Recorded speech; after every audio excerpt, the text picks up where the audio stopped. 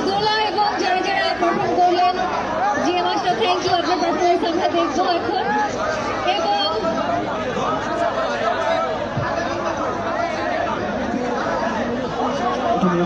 okay so আপনি কি ready GA master